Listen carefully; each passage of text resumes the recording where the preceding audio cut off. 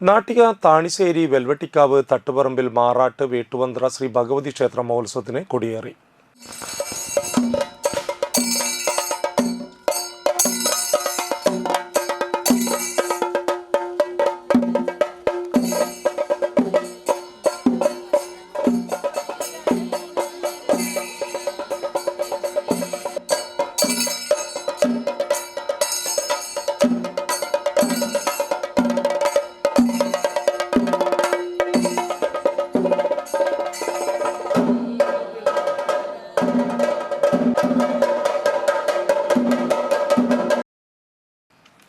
ഗണപതി ഹോമം, വിശേഷാൽ പൂജകൾ എന്നിവയെ തുടർന്ന് നാട്ടിക വടയേരി ധർമ്മദൈവ ക്ഷേത്രത്തിൽ നിന്നും കൊടിക്കൂറ എഴുന്നള്ളിപ്പ് നടന്നു.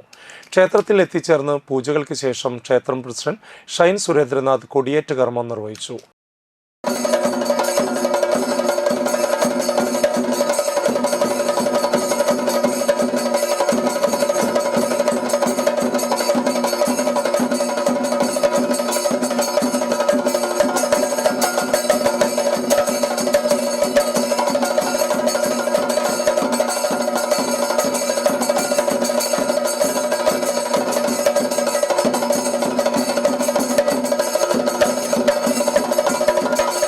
ക്ഷേത്രം ശാന്തിമാരായ അരുൺ, അമൽ എന്നിവർ മുഖ്യ കാർമ്മികരായി.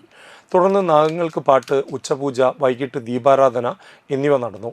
ക്ഷേത്രം secretary Abhilash Thattuparambil, treasurer Mini Krishnakumar, vice president Jyothi Thattuparambil, joint secretary Vijayaraghavan Thattuparambil എന്നിവർ ചടങ്ങുകൾക്ക് നേതൃത്വം നൽകി. നിരവധി ഭക്തർ ചടങ്ങുകളിൽ പങ്കെടുത്തു.